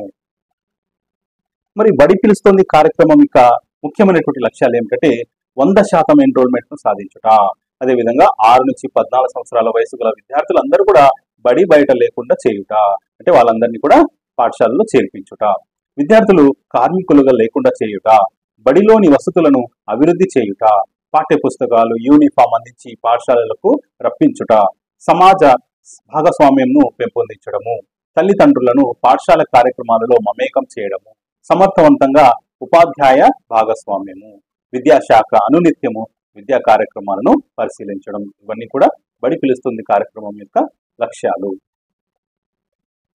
తర్వాత బడి పిలుస్తుంది విద్యా వారోత్సవాలు 2017-18. మరి 2017-18 సంవత్సరానికి సంబంధించి విద్యా వారోత్సవాలు అనేటువంటివి బడి పిలుస్తుంది కార్యక్రమంలో జరిగినాయి. వాటి గురించి ఒకసారి చూద్దాం. జూన్ 12 నుంచి జూన్ 18 వరకు ఆంధ్రప్రదేశ్లో గల అన్ని ప్రభుత్వ పాఠశాలలో ఈ కార్యక్రమంను నిర్వహించారు. 6 నుంచి 14 సంవత్సరాల లోపు పిల్లల్ని అందరినీ కూడా పాఠశాలలో చేర్పించడము, బాల కార్మికుడుగా ఏ బిడ్డ కూడా ఉండకూడదు, పిల్లలందరికీ అన్ని పాఠశాలలో గుణాత్మకమైనటువంటి విద్యను అందించడము, నిరంతర సమగ్ర మూల్యాంకనము, నిరంతర పరిశీలన ద్వారా విద్యార్థుల అభ్యసన స్థాయిలను పెంచడం, ఇవన్నీ కూడా ఈ కార్యక్రమంలో లక్ష్యాలన్నమాట. ఈ కార్యక్రమంను జూన్ 12, 2017 పాఠశాలలు పునః ప్రారంభం దృష్ట్యా గౌరవ విద్యాశాఖ మంత్రి అంటే మానవ వనరుల శాఖ మంత్రి విశాఖపట్నంలో ప్రారంభించారు. నూతనంగా పాఠశాలలో చేరిన విద్యార్థులకు పాఠశాల ఆవరణము, తరగతి గదులు అందంగా, ఆకర్షణీయంగా, ఉల్లాసభరితంగా ఉండాలని ఆశించారు. విద్యార్థులకు గుర్తుండిపోయే ఘటనగా ఈ కార్యక్రమము మిగిలిపోవాలని ఆశించారు. ఈ కార్యక్రమం విజయవంతం కావడానికి స్థానిక ప్రజా ప్రతినిధులను, విద్యార్థుల తల్లిదండ్రులను పూర్తిగా నిమగ్నం చేయాలని సంకల్పించారు. విద్యార్థులకు పలకలు, ఉచిత పాఠ్యపుస్తకాలు, యూనిఫామ్స్, రుచికరమైనటువంటి మధ్యాహ్న భోజనం మొదలగునవి అందించాలని కల్పించారు. డిఈఓస్, డివైఈఓస్, ఎంఈఓస్, ఎస్ఎస్ఏ మరియు ఆర్ఎంఎస్ఏ టీమ్స్ పాఠశాలలను తరచు సందర్శించి ప్రధానోపాధ్యాయులకు, టీచర్లకు కావాల్సినటువంటి సూచనలు, సలహాలు, తోడ్పాటును అందించారు. అదేవిధంగా జూన్ 12 నుంచి జూన్ 12, 2018 నుంచి జూన్ 20, 2018 వరకు బడి పిలుస్తుంది విద్యా వారోత్సవాల నిర్వహణ అనేటువంటిది జరిగింది 2018లో. ఈ సంవత్సరం కార్యక్రమంలోని అంశాలు ఈ విధంగా ఉన్నాయన్నమాట. మొదట జూన్ 12న స్వాగతం అనేటువంటి కార్యక్రమం జరిగింది. ఇందులో పాఠశాల ప్రాంగణంలో పండుగ వాతావరణం కల్పించడము, పాఠశాలలో చేరినటువంటి విద్యార్థులను ఆత్మీయంగా ఆహ్వానించడము. తర్వాత జూన్ 13 వచ్చి బొమ్మలు గీయించడము, రంగు కాగితాలు కత్తిరించడము, వివిధ ఆకృతులను తయారు చేసి ప్రదర్శించడం అనేటువంటిది చేయడము జరిగింది. తర్వాత జూన్ 14న అక్షరం అంటే ప్రజా ప్రతినిధులు, ఎస్ఎంసి సభ్యులు, దాతల సమక్షంలో సామూహికమైనటువంటి అక్షరాభ్యాసం అనేటువంటిది నిర్వహణ కార్యక్రమం జరిగింది. తర్వాత జూన్ 15, 2018 అభినయం అంటే అభినయ గేయాలు, కథలు, పాటలతో ఆహ్లాదకరమైనటువంటి వాతావరణము కల్పించడము. తర్వాత జూన్ 16, 2018 నందనం అనేటువంటి కార్యక్రమం చేశారు. అంటే విద్యార్థులతో మొక్కలు నాటించడము, వాటిని దత్తా ఇవ్వడము, తర్వాత ప్రకృతి యొక్క ప్రార్థన. అదేవిధంగా జూన్ 19, 2018 వచ్చి వందనం అనేటువంటి కార్యక్రమం జరిగింది. ఇందులో ప్రముఖులతో స్ఫూర్తిదాయక ప్రసంగాలు, బాలికల విద్యాభివృద్ధికి సూచనలు, సలహాలు అనేటువంటిది కార్యక్రమము చేసినారు. తర్వాత జూన్ 20, 2018 లాస్ట్ కార్యక్రమం వచ్చి అభినందనము అంటే తల్లిదండ్రుల సమావేశాల నిర్వహణ, ప్రతిభ ఉన్నటువంటి విద్యార్థులకు సత్కారము, సభల నిర్వహణ, సహపంక్తి భోజనాలు అనేటువంటి చేయడము జరిగింది. కాబట్టి ఇది ఒకసారి పాయింట్స్ అనేటువంటివి గుర్తుపెట్టుకోండి. స్వాగతము, సంబరము, అక్షరము, అభినయము, నందనము, వందనము, అదేవిధంగా అభినందనము. నెక్స్ట్ రెండవది మన ఊరు మనబడి 2018-19 రాష్ట్రంలోని అన్ని ప్రభుత్వ పాఠశాలల అభివృద్ధి కోసం తీసుకొచ్చినటువంటి పథకం మన ఊరు మనబడి. మరి మన ఊరు మనబడి కార్యక్రమం ఎందుకు తీసుకొచ్చారంటే అన్ని ప్రభుత్వ పాఠశాలల యొక్క అభివృద్ధి కోసము ఈ కార్యక్రమాన్ని తీసుకొని వచ్చినాడు. రాష్ట్రంలోని ప్రభుత్వ స్థానిక సంస్థల పాఠశాలలో చదువుతున్నటువంటి విద్యార్థులకు నాణ్యమైనటువంటి విద్య, నమోదు, హాజరుతో పాటు వారు తమ పాఠశాల విద్యను ఎలాంటి ఆటంకాలు లేకుండా కొనసాగించేందుకు వసతులు కల్పించుట దీని యొక్క ఆశయము. సో అన్ని వసతులు కల్పించుట మన ఊరు మనబడి అనేటువంటి కార్యక్రమం యొక్క ముఖ్య ఆశయము. దశల వారీగా డిజిటల్ విద్యా విధానాన్ని ప్రవేశపెట్టి విద్యార్థుల అభ్యసన సామర్థ్యం పెంచాలని ప్రభుత్వము భావిస్తుంది. దీనిలో భాగంగా మన బడి పథకాన్ని ఆవిష్కరించింది. తర్వాత స్కూళ్లు ఆధునికీకరణ, మౌలిక వసతులు కల్పించడం అనేటువంటిది ఇందులో ముఖ్యమైనటువంటి ఆశయము. మరి మూడవది వచ్చి బడికి వస్తా కార్యక్రమం. రాష్ట్రంలో బాలికా విద్యను ప్రోత్సహించడానికి ప్రవేశపెట్టినటువంటి నూతన కార్యక్రమమే బడికి వస్తా. మన రాష్ట్రంలో ప్రభుత్వ స్థానిక సంస్థల ప్రభుత్వ సహాయంతో నడపబడుతున్నటువంటి పాఠశాలలో 9వ తరగతి చదువుతున్నటువంటి ఆడపిల్లలకు ఉచితంగా సైకిళ్లను పంపిణీ చేస్తారు. మరి బడికి వస్తా కార్యక్రమంలో 9వ తరగతి చదువుతున్నటువంటి ఆడపిల్లలకు ఉచితంగా సైకిళ్లను పంపిణీ అనేటువంటిది చేయడము జరిగింది. ఈ కార్యక్రమం నిర్వహణకు రాష్ట్ర ప్రభుత్వము 74.92 కోట్లను కేటాయించింది. ఆంధ్రప్రదేశ్ రాష్ట్రంలో బాలికల్లో డ్రాప్అవుట్స్ రేట్స్ ఎక్కువగా ఉన్నందున ఈ కార్యక్రమం నిర్వహణ ద్వారా బాలికల్లో డ్రాప్అవుట్స్ ను నివారించడం ఒక లక్ష్యము. బాలికలకు ఉచితంగా సైకిళ్లను పంపిణీ చేసేటువంటి కార్యక్రమంను నిర్వహిస్తున్నటువంటి ఇతర రాష్ట్రాలు గుజరాత్, ఒడిశా, తమిళనాడు. సో ఈ రాష్ట్రాల్లో కూడా బాలికలకు ఉచితంగా సైకిళ్ల పంపిణీ అనేటువంటిది చేసేటువంటి కార్యక్రమము జరుగుతున్నది. నోట్ 2024 జూన్లో కొత్త ప్రభుత్వం అంటే మనకి కూటమి ప్రభుత్వం అనేటువంటిది వచ్చింది. మరి వస్తేనే నేను బడికి పోతా అనేటువంటి కార్యక్రమాన్ని నిర్వహించడం కోసము షెడ్యూల్ అనేటువంటిది ప్రకటించడము జరిగింది. చూడండి 13 అంటే జూన్ 13, 2024 నుండి జూలై 12, 2024 వరకు ఈ షెడ్యూల్ ని ప్రకటించింది. బడికి పోతా అనేటువంటి కార్యక్రమం యొక్క యాక్టివిటీస్ ఏమిటంటే బడి బయట ఉన్నటువంటి పిల్లలను నేను బడికి పోతా అనేటువంటి కార్యక్రమం ద్వారా ఎన్రోల్మెంట్ డ్రైవ్ ద్వారా పాఠశాలలో నమోదు చేయించడము. మరి ఇందులో ఎన్యూమరేటర్లు ఎవరంటే వాలంటీర్లు, వెల్ఫేర్ అసిస్టెంట్లు, సిఆర్పిస్, ఐఈఆర్పిస్, అంగన్వాడీలు, సిఆర్టిఎస్ ఆఫ్ కేజీబీవీఎస్, తర్వాత పార్ట్ టైం ఇన్స్ట్రక్టర్స్ ఆఫ్ సమగ్ర శిక్ష. సో వీళ్ళందరూ కూడా ఈ కార్యక్రమంలో పాల్గొని ఎన్యూమరేటర్లుగా బడి బయట ఉన్నటువంటి పిల్లలందరినీ కూడా బడికి రప్పించడము, బడిలో అంటే పాఠశాలలో నమోదు చేయించడము. తర్వాత 12 జూలైన బడి బయట పిల్లలందరూ కూడా బడిలో చేరాలని ప్రకటించడము జరిగింది. కాబట్టి ఈ 1 మంత్ కార్యక్రమం మొత్తము బడి బయట ఉన్నటువంటి పిల్లలందరినీ గుర్తించి వాళ్ళలో 100% 100% అందరినీ కూడా జూలై 12 కల్లా బడిలో చేర్పించాలని ఆదేశాలు అనేటువంటిది ఇవ్వడము జరిగింది. నెక్స్ట్ 4వది విద్యాంజలి. చదువుతున్నటువంటి పాఠశాలలకు సహాయం చేయుటకు ముందుకు వచ్చి సుదూర ప్రాంతాలు లేదా విదేశాలలో నివసిస్తున్నటువంటి వారికి పాఠశాలకు మధ్య వారధిగా నిలిచేందుకు కేంద్ర విద్యాశాఖ విద్యాంజలి పేరిట నూతన కార్యక్రమాన్ని ప్రవేశపెట్టారు. అంటే చదువుతున్నటువంటి పాఠశాలకు లేదా ఆల్రెడీ చదివినటువంటి పాఠశాలకు సుదూర ప్రాంతాల్లో లేదా విదేశాల్లో నివసిస్తున్నటువంటి వారికి పాఠశాలకు మధ్య వారధిగా నిలిచి వాళ్ళు తన చదువుకున్నటువంటి పాఠశాలకు సహాయం చేయడం కోసము ఒక కార్యక్రమం అనేటువంటిది కేంద్ర విద్యాశాఖ విద్యాంజలి అనేటువంటి కార్యక్రమాన్ని ప్రవేశపెట్టారు. సమాజ భాగస్వామ్యంతో కేంద్ర రాష్ట్ర ప్రభుత్వం ఎయిడెడ్ పాఠశాలలు బలోపేతం చేయడమే దీని యొక్క ముఖ్య లక్ష్యము. నిర్మాణ పనులు, విద్యుత్ ఉపకరణాలు, బల్లలు, కుర్చీలు, పుస్తకాలు, కంప్యూటర్, ఎల్ఈడి ప్రొజెక్టర్లు, టూల్ కిట్స్, బోధనాభ్యసన సామగ్రి మొదలగు వాటికి విరాళాలుగా ఇవ్వవచ్చు. మరి ఎవరైతే విదేశాల్లో కానీ లేదా సుదూర ప్రాంతాల్లో ఉండి తమ చదువుకున్నటువంటి పాఠశాలకు ఏదైనా విరాళాలుగా ఇవ్వాలనుకున్న వారు ఆ పాఠశాలకు అవసరమైనటువంటి నిర్మాణ పనులు కానీ, విద్యుత్ ఉపకరణాలు కానీ, బల్లలు కానీ, కుర్చీలు కానీ, పుస్తకాలు కానీ, కంప్యూటర్, ఎల్ఈడి ప్రొజెక్టర్లు, టూల్ కిట్స్, బోధనాభ్యసన సామాగ్రి కానీ ఏదైనా సరే విరాళాలుగా ఇవ్వవచ్చు.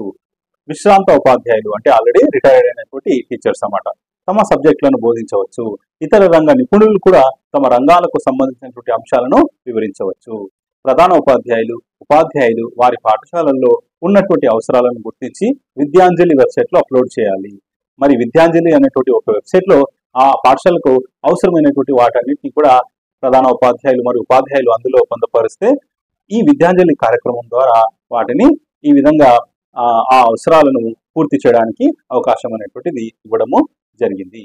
తర్వాత పాఠశాలలను ఎంపిక చేయుటకు గల మార్గదర్శకాలు అంటే ఆ విద్యాంజలి పథకం కోసము పాఠశాలలను ఎంపిక చేయడానికి ఆ పాఠశాలలో పూర్తి కాలపు ప్రధానోపాధ్యాయుడు ఉండాలి. తర్వాత పాఠశాల బాలికల పాఠశాల లేదా కో ఎడ్యుకేషన్ పాఠశాల అయితే కనీసం ఒక మహిళా టీచర్ అనేటువంటిది ఉండాలి. పాఠశాలకు ఇంటర్నెట్ అనుసంధానం అనేటువంటిది ఉండాలి. అదేవిధంగా పనిచేస్తున్న మరుగుదొడ్లు కలిగి పాఠశాల భవనం పటిష్టంగా భద్రంగా ఉండాలి. తర్వాత ఆ పాఠశాల ఆర్టీ నిబంధనలకు అనుగుణంగా అన్ని రకాల సౌకర్యాలను కలిగి ఉండాలి. అలాంటి పాఠశాలని ఈ విద్యాంజలి పథకం కింద ఎంపిక చేయడం అనేటువంటిది జరుగుతుంది. మరి పై నిబంధనల్ని దృష్టిలో పెట్టుకొని మన రాష్ట్రంలో 100 ప్రభుత్వ ప్రాథమిక పాఠశాలని ఎంపిక చేయడం అనేటువంటిది జరిగింది. మరి ఎన్ని పాఠశాలని సెలెక్ట్ చేసుకున్నారంటే 100 ప్రభుత్వ ప్రాథమిక పాఠశాలని ఎంపిక చేయడం అనేటువంటిది జరిగింది. తర్వాత నెక్స్ట్ కాన్సెప్ట్ స్వచ్ఛ పాఠశాల. ఓకేనా, భారతదేశ ప్రభుత్వం మానవ వనరుల అభివృద్ధి శాఖ సహకారంతో ప్రారంభించినటువంటి కార్యక్రమమే స్వచ్ఛ విద్యాలయము. మరి దీని లక్ష్యము దేశంలోని ప్రతి పాఠశాలలోనూ ఆగస్టు 15, 2015 కల్లా ఉపయోగించడానికి వీలైన మరుగుదొడ్డి అంటే ఫంక్షనల్ టాయిలెట్లను ఉండేటట్లు చూడాలి. సో ఈ కార్యక్రమము దాల్చడానికి 25 మంత్రిత్వ శాఖల ఆధ్వర్యంలో పనిచేయు ప్రభుత్వ రంగ సంస్థలు రూపాయలు 400 కోట్లు కేటాయించాయి. మరుగుదొడ్లు లేని పాఠశాలలో మరుగుదొడ్ల నిర్మాణానికి ప్రభుత్వ ప్రైవేట్ రంగంలో గల సంస్థలను ప్రోత్సహించాలి. వాటి ద్వారా ప్రతి ప్రభుత్వ పాఠశాలలోనూ మరుగుదొడ్డి సదుపాయం అనేటువంటిది కల్పించాలి. మరి ఈ కార్యక్రమం యొక్క ముఖ్య ఉద్దేశం ఏమిటంటే ఏ ప్రభుత్వ పాఠశాలలో అయితే మరుగుదొడ్డి ఉండదో అలాంటి పాఠశాలలో ఈ మరుగుదొడ్డి మరుగుదొడ్డి సదుపాయాన్ని కల్పించడమే ఈ స్వచ్ఛ పాఠశాల యొక్క ఉద్దేశము. మరి ఆంధ్రప్రదేశ్లో ఈ పథకం బాగా అమలవుతున్నది. తర్వాత ఇన్స్పైర్ కార్యక్రమం. ఇన్స్పైర్ అంటే innovation in science pursuit for inspired research. అంటే భారత ప్రభుత్వము సైన్స్ మరియు టెక్నాలజీ డిపార్ట్మెంట్ ద్వారా నిర్వహించబడుతూ అమలు చేయబడుతున్నటువంటి సృజనాత్మకమైనటువంటి కార్యక్రమమే ఇన్స్పైర్ కార్యక్రమము. మరి ఇన్స్పైర్ కార్యక్రమం ఎప్పుడు ప్రారంభించారంటే 2010లో ప్రారంభించడం జరిగింది. మరి దీని యొక్క లక్ష్యాలు ఏమిటంటే దేశంలో గల యువతలో దాగి ఉన్నటువంటి శాస్త్రీయ ఆలోచనలు, సృజనాత్మకమైనటువంటి భావాలను వెలికి తీయడము, చిన్న వయసులోనే సైన్స్ అధ్యయనం పట్ల ఆకర్షణీయతను పెంపొందించడము, దేశంలో సైన్స్ టెక్నాలజీ వ్యవస్థను మరియు పరిశోధన అభివృద్ధి రంగాలను శక్తివంతం చేయడము మరియు విస్తరింపజేయడము. విద్యార్థుల ప్రతిభను గుర్తించుటకు పోటీ పరీక్షల ద్వారా కాకుండా ప్రస్తుతం ఉన్నటువంటి విద్యా వ్యవస్థను బలోపేతం చేయడం ద్వారా విద్యార్థుల ప్రతిభను వెలికి తీయాలని ఈ కార్యక్రమం యొక్క ఆశయము. లూయి పాస్చర్ అన్నట్లు సైన్స్ కి ఒక దేశం అనేటువంటిది లేదు, జ్ఞానము మానవత్వానికి చెందినది, అది ప్రపంచానికి వెలుగునిచ్చేటువంటి జ్యోతి. ఈ కార్యక్రమంలో భాగంగా 6 నుంచి 10వ తరగతి వరకు చదువుతున్నటువంటి ప్రభుత్వ, ప్రైవేటు అంటే ప్రభుత్వ గుర్తింపు పొందినవి యాజమాన్య పాఠశాలల విద్యార్థులను వివిధ ప్రాజెక్టులు, ఎగ్జిబిట్స్లు రూపొందించి ప్రదర్శించుటకు అనుమతి అనేటువంటిది ఇస్తారు. ఇన్స్పైర్ అవార్డులకై పోటీ జిల్లా స్థాయి, రాష్ట్ర స్థాయి మరియు జాతీయ స్థాయిలో ఉంటాయి. గెలుపొందినటువంటి ప్రాజెక్టులు, ఎగ్జిబిట్స్ ప్రశంసా పత్రము, తర్వాత 5,000 నగదు బహుమతిగా ఇస్తారు. ఈ అవార్డులు 5 విభాగాలుగా ఉంటాయి. అందులో మొదటి విభాగం అవార్డులు 10 నుంచి 15 సంవత్సరాల వయసు గల బాలబాలికలు అంటే 6 నుంచి 10వ తరగతి చదువుతున్నటువంటి వారై ఉండాలి. ప్రతి ప్రాజెక్టు లేదా ఎగ్జిబిట్స్ కు 2 విద్యార్థులను అనుమతిస్తారు. గెలుపొందినటువంటి ప్రాజెక్టులు లేదా ఎగ్జిబిట్స్ కు ప్రశంసా పత్రము, అదేవిధంగా 5,000 నగదు బహుమతి అనేటువంటిది ఇవ్వడం జరుగుతుంది. తర్వాత SHE అంటే scholarship for higher education. So భారత ప్రభుత్వంలోని department of science and technology చే అమలు చేయబడుతున్నటువంటి స్కాలర్షిప్ ప్రోగ్రామ్ న్యాచురల్ మరియు బేసిక్ సైన్సెస్ లో బ్యాచిలర్స్ మరియు మాస్టర్స్ కోర్సులను చేపట్టేటువంటి ప్రతిభావంతులైనటువంటి విద్యార్థుల కోసము ఇది ఉద్దేశించబడినది.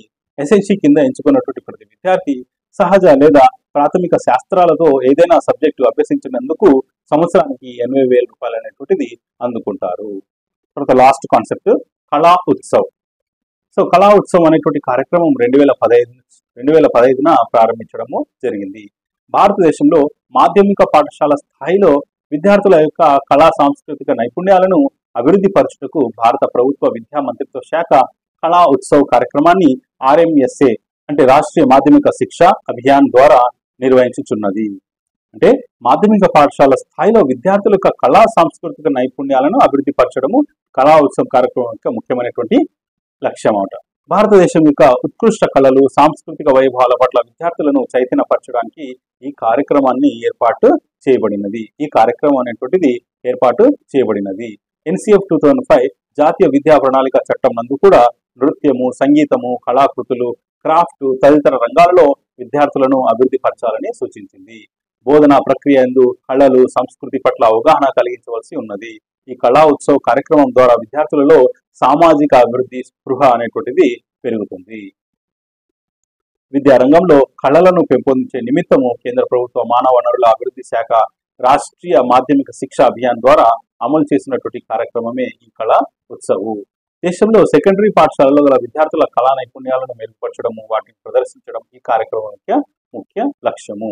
ఈ కార్యక్రమము క్రింద ప్రభుత్వ, స్థానిక సంస్థల ప్రభుత్వ సహాయంతో నడపబడుతున్నటువంటి పాఠశాలలు, కళాశాలల్లో గల 9 నుంచి 12 తరగతులు చదువుతున్నటువంటి విద్యార్థులను ఎంపిక చేస్తారు. అంటే ఈ కళా ఉత్సవ కార్యక్రమానికి ఏ తరగతుల వారిని ఎంపిక చేస్తారంటే 9 నుంచి 12వ తరగతి వరకు, అంటే 9, 10, 11, 12 తరగతుల విద్యార్థులను ఎంపిక చేస్తారు. దేశంలో గల వివిధ ప్రాంతాల్లో సజీవంగా ఉన్నటువంటి సంప్రదాయ, గిరిజన, జానపద కళలను అభివృద్ధి పరచడం అనేటువంటిది జరుగుతుంది. అలాగే దృశ్య కళలు అయినటువంటి ఫ్లోర్ పెయింటింగ్స్, ముగ్గులు, గోడలపై వేసేటువంటి పెయింటింగ్లు, మృణాల్ పెయింటింగ్స్, రకరకాల నమూనాల అభివృద్ధి, ప్రదర్శించే కళలు అయినటువంటి సంగీతము, నృత్యము, బౌల్, రైఫ్, గిడ్డ, జాతర వంటి ప్రదర్శనల అభివృద్ధి. దృశ్య కళలలో పోటీపడు కళాకారుల బృందం 4 నుంచి 6 ఉంటారు. సంగీతం కళలో పోటీపడు కళాకారుల బృందం 6 నుంచి 10 మంది ఉంటారు. నృత్య బృందంలో పోటీపడు కళాకారుల బృందము 8 నుంచి 10 మంది ఉంటారు. థియేటర్ ప్రదర్శనకు కళాకారుల బృందము 8 నుంచి 12 మంది ఉంటారు. అన్ని రకాల కళల్లో పోటీపడు విద్యార్థులకు గెలుపొందినటువంటి వారికి అవార్డులు అనేటువంటిది ఇస్తారు. మొదటి అవార్డు పొందినటువంటి వారికి 1,25,000, ద్వితీయ అవార్డుకు 75,000, తృతీయ అవార్డుకు 50,000 అనేటువంటిది ఇస్తారు. ఈ అవార్డును పాఠశాల, జిల్లా స్థాయిలలో ఇస్తారు. జాతీయ స్థాయిలో పోటీ పడుటకు గరిష్టంగా ఒక రాష్ట్రం నుంచి 40 మందిని అనుమతిస్తారు. ఈ కళా ఉత్సవ కార్యక్రమానికి జాతీయ స్థాయిలో పోటీ పడడానికి ఒక రాష్ట్రం నుంచి ఎంతమందిని అనుమతిస్తారంటే 40 మందిని అనుమతి ఇస్తారు. సో ఇక్కడితో ఈ మొత్తం టాపిక్ అంటే ప్రోత్సాహకాలు, ప్రత్యేక సదుపాయాలు అంటే ఇన్సెంటివ్స్ అండ్ స్పెషల్ ప్రొవిజన్స్ లో భాగంగా mid day meals, free books, scholarship, awards, welfare hostels, transportation, అదేవిధంగా విద్యలో ప్రస్తుత ధోరణులు అంటే కరెంట్ ట్రెండ్స్ ఇన్ ఎడ్యుకేషన్, బడి పిలుస్తుంది, బడికి వస్తా, మా ఊరు మనబడి, విద్యాంజలి, స్వచ్ఛ పాఠశాల, ఇన్స్పైర్, కళా ఉత్సవ్ అనేటువంటి టాపిక్ అనేటువంటిది మొత్తం మనం ఇప్పుడు డిస్కస్ చేసుకున్నాము. ఓకేనా, రైట్. ఇప్పుడు ఈ కాన్సెప్ట్ కి సంబంధించి కొన్ని ఇంపార్టెంట్ బిట్స్ ని ఇప్పుడు మనము కొన్ని రివిజన్ చేసుకుందాం. రైట్, చూడండి, భారతదేశంలో మొట్టమొదటిసారి మధ్యాహ్న భోజన పథకం ప్రారంభించినటువంటి సంవత్సరము. చూడండి ఆప్షన్స్ 1958, 1953, 1956, 1963. సో మొట్టమొదటిగా భారతదేశంలో ఈ మధ్యాహ్న భోజన పథకం ప్రారంభించినటువంటి తేదీ, అమలు వేరే, ప్రారంభించినటువంటి తేదీ వేరే. మరి ప్రారంభించినటువంటి సంవత్సరం ఏదంటే 1953. సో ఒకసారి చూద్దాము దీనికి సంబంధించినటువంటి కాన్సెప్ట్ ఒకసారి బ్యాక్ వెళ్ళి. సో అదేంటంటే చూడండి, భారతదేశంలో స్వాతంత్రం రాక పూర్వమే బ్రిటిష్ ప్రభుత్వము 1925లో మద్రాస్ మున్సిపల్ కార్పొరేషన్ మధ్యాహ్న భోజన పథకం విద్యార్థుల కోసము ప్రవేశపెట్టడం జరిగింది. సో మొట్టమొదటిగా ప్రవేశపెట్టినటువంటి రాష్ట్రం వచ్చి తమిళనాడు. ఓకేనా, భారతదేశంలో మొదటగా తమిళనాడు ప్రభుత్వం మధ్యాహ్న భోజన పథకాన్ని అమలు చేసింది, ఇక్కడ ప్రవేశపెట్టి అమలు కూడా చేసింది. కానీ 1953లో ఉత్తరప్రదేశ్ ప్రభుత్వము మధ్యాహ్న భోజన పథకాన్ని ప్రారంభించింది. ఓకేనా, ప్రవేశపెట్టిండేది తమిళనాడు, తర్వాత మొదట్లో అమలు చేసిండేది కూడా తమిళనాడు. కానీ 1953లో ఉత్తరప్రదేశ్ అనేటువంటిది ప్రభుత్వము మధ్యాహ్న భోజన పథకాన్ని మొత్తం అన్ని పాఠశాలలో ప్రారంభించడం అనేటువంటిది జరిగిందన్నమాట. ఓకేనా, కాబట్టి ఇప్పుడు ప్రస్తుతానికి ఆన్సర్ ఏంటంటే 1953. కాబట్టి భారతదేశంలో మొట్టమొదటి మధ్యాహ్న భోజన పథకం ప్రారంభించినటువంటి సంవత్సరం ఏదంటే 1953. తర్వాత national programme of nutritional support to primary education ను డాష్ సంవత్సరంలో ప్రారంభించారు. సో మరి ఏ సంవత్సరంలో ఈ natural program of nutritional support to primary education ప్రారంభించారంటే 1995.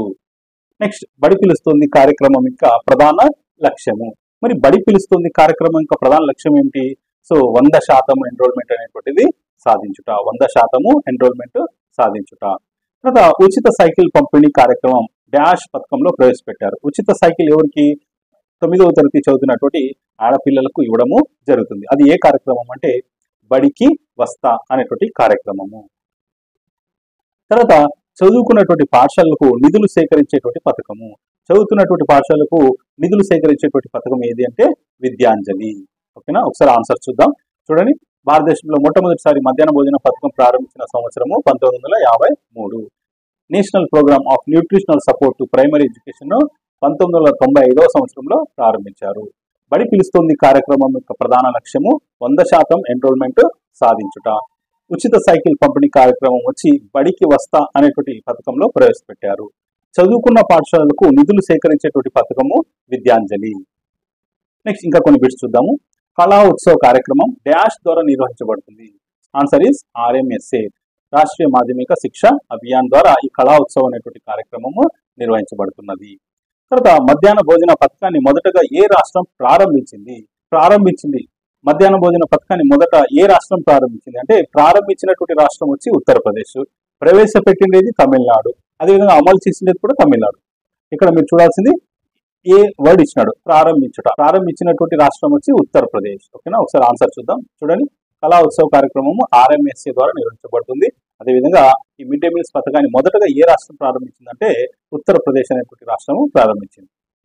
నెక్స్ట్, మధ్యాహ్న భోజన పథకం మొదట ఏ రాష్ట్రంలో ప్రవేశపెట్టబడింది? సో ప్రవేశపెట్టబడింది అంటే తమిళనాడు, అమలు చేసింది కూడా తమిళనాడు. ఓకేనా, ప్రారంభించింది మాత్రము ఉత్తరప్రదేశ్ అని మనము కొన్ని వర్డ్స్ అనేటువంటివి గుర్తుపెట్టుకోవాలి. So answer is Tamil Nadu. Next ఇంకా కొన్ని బిట్స్ చూద్దాము. అదేవిధంగా ఇక్కడ మీకు లెటర్స్ అనేటువంటి స్మాల్ గా కనిపిస్తుంటే మీరేం చేయాలంటే వీడియోని ఇట్లా 2 ఫింగర్స్ తో ఇట్లా జూమ్ చేయండి, మీకు పెద్దగా కనిపిస్తాయి. ఓకేనా, రైట్. ఫస్ట్ వన్ చూడండి, మన దేశంలో పాఠశాలలో మధ్యాహ్న భోజన పథకంను అమలు చేసినటువంటి తొలి రాష్ట్రము. చూడండి, ఇది అమలు చేసినటువంటి రాష్ట్రం వచ్చి తమిళనాడు. తర్వాత సుప్రీంకోర్టు ఏ తేదీన దేశంలోని అన్ని ప్రభుత్వ ప్రాథమిక పాఠశాలల్లో మధ్యాహ్న భోజన పథకంను అమలు చేయాలని తీర్పును ఇచ్చింది. సో ఏ సంవత్సరంలో తీర్పు ఇచ్చిందంటే చూడండి, నవంబర్ 28, 2001. నవంబర్ 28, 2001లో అన్ని రాష్ట్రాల్లో కూడా ఈ మధ్యాహ్న భోజన పథకంను అమలు చేయాలని తీర్పును ఇవ్వడం జరిగింది. నెక్స్ట్, మన రాష్ట్రంలో ప్రాథమిక తరగతులకు మధ్యాహ్న భోజన పథకం ఎప్పటి నుంచి అమలు చేస్తున్నారు? మన రాష్ట్రంలో ఎప్పటి నుంచి అమలు చేస్తున్నారు? చూడండి, ఆగస్టు 15, 1995. ఆగస్టు 15, 1995 నుంచి మన రాష్ట్రంలో మధ్యాహ్న భోజన పథకం అనేటువంటిది అమలు చేస్తున్నారు. తర్వాత నెక్స్ట్, ఈ 4th క్వశ్చన్ కి ఆప్షన్స్ ఇక్కడ లేదు, నెక్స్ట్ స్లైడ్ లో ఉంది, అక్కడ చూద్దాము. సో దానికంటే ముందుగా ఈ క్వశ్చన్స్ చూద్దాం. 7వది, 10వ తరగతి ఫలితాలలో విశేష ప్రతిభ చూపినటువంటి విద్యార్థికి మన రాష్ట్ర ప్రభుత్వం ఇచ్చేటువంటి ప్రతిభ అవార్డు క్రింద నగదు బహుమతి ఎంత ఇస్తారు అంటే చూడండి, 20,000 ఇస్తారన్నమాట. ప్రతిభ అవార్డు కింద 10వ తరగతిలో ఫలితాల్లో విశేష ప్రతిభ చూపినటువంటి విద్యార్థులకు ఎంత అమౌంట్ ఇస్తారంటే 20,000. నెక్స్ట్, ప్రతిభ అవార్డుల కోసం 10వ తరగతిలో విశేష ప్రతిభ చూపినటువంటి వారిలో ప్రతి మండలం నుంచి ఎంతమందిని సెలెక్ట్ చేస్తారు అంటే 6 మందిని. ఓకేనా? సో ప్రతిభ అవార్డు కోసము ప్రతి మండలం నుంచి ఎంతమంది సెలెక్ట్ చేస్తారంటే 6 మందిని. ఓకేనా? నెక్స్ట్, 9 నుంచి 10 తరగతులు చదువుతున్నటువంటి బీసీ విద్యార్థులకు ప్రీ మెట్రిక్ స్కాలర్షిప్ పథకం ఏ విద్యా సంవత్సరం నుంచి అమలవుతుంది? 9 నుంచి 10 తరగతుల వాళ్ళకి బీసీ ప్రీ మెట్రిక్ స్కాలర్షిప్ అనేటువంటిది ఏ సంవత్సరం అంటే 2013-14 నుంచి అమలు అనేటువంటిది చేస్తూ ఉన్నారు. నెక్స్ట్, 9, 10 తరగతులు చదువుతున్నటువంటి బీసీ విద్యార్థులకు ప్రీ మెట్రిక్ స్కాలర్షిప్ లో భాగంగా ఎంతమంది విద్యార్థులకు లబ్ధి చేకూర్చడం లక్ష్యము? ఈ ప్రీ మెట్రిక్ స్కాలర్షిప్ 9, 10 తరగతులకు ఎంతమందికి లబ్ధి చేకూర్చాలని అనుకున్నారంటే 2 లక్షల మందికి ఈ ప్రీ మెట్రిక్ స్కాలర్షిప్ 9, 10 తరగతులు చదువుతున్నటువంటి వారికి ప్రీ మెట్రిక్ స్కాలర్షిప్ లో భాగంగా లబ్ధి చేకూర్చాలని అనుకున్నారన్నమాట. సో నెక్స్ట్, ఈ క్వశ్చన్ చూడండి, అదేంటంటే మన రాష్ట్రంలో ప్రాథమిక తరగతులకు మధ్యాహ్న భోజనము పథకం ఎప్పటి నుంచి అమలు ఉంది? మన రాష్ట్రంలో ప్రాథమిక తరగతులకు మధ్యాహ్న భోజన పథకం ఎప్పటి నుంచి అమలులో ఉంది అంటే చూడండి, జనవరి 2003 నుంచి. జనవరి 2003.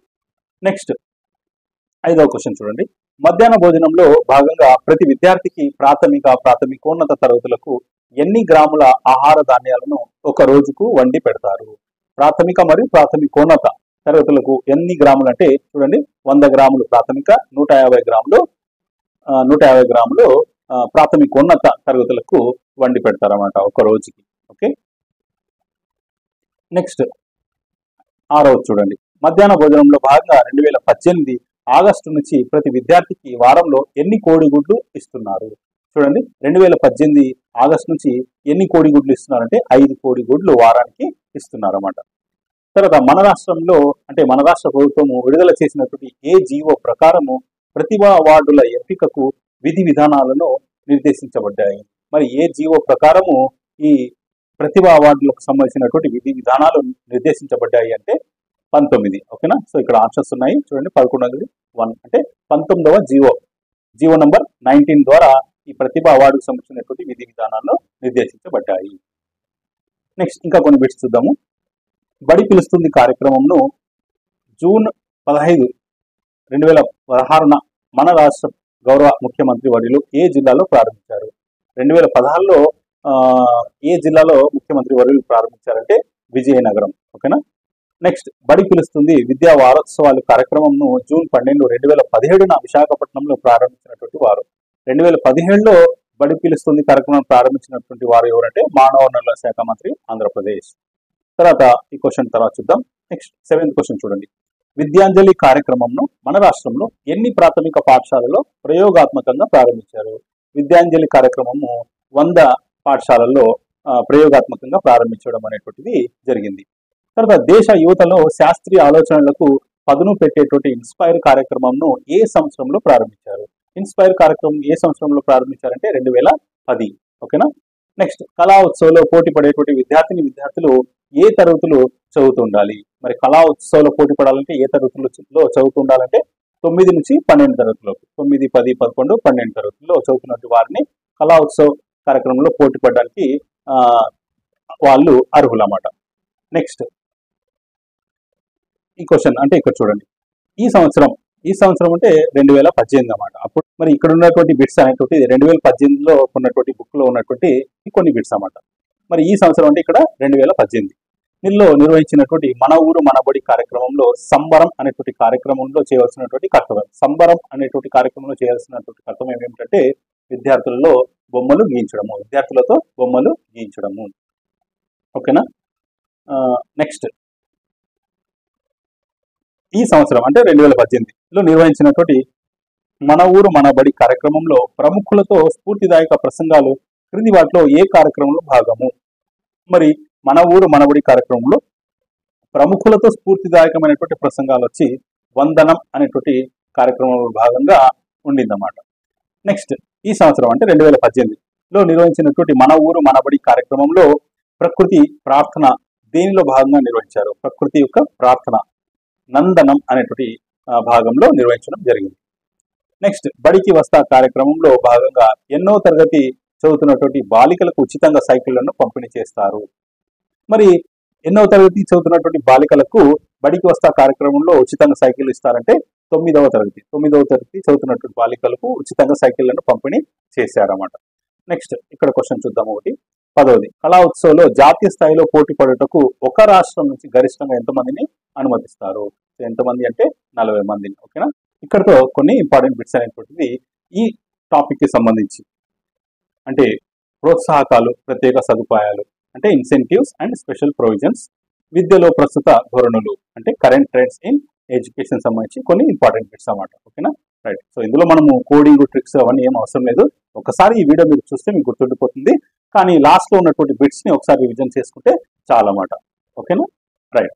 మరి నా వీడియో మీకు నచ్చినట్లయితే లైక్ చేయండి. అదేవిధంగా ఎవరైనా మీ ఫ్రెండ్స్ డిఎస్సికి ప్రిపేర్ అవుతుంటే స్కూల్ అసిస్టెంట్ కానీ ఎడ్జిటి కానీ ఉంటే వాళ్ళకి షేర్ చేయండి. అదేవిధంగా నా వీడియో మీరు మొదటిసారి చూస్తున్నట్లయితే సబ్స్క్రైబ్ చేసుకోండి.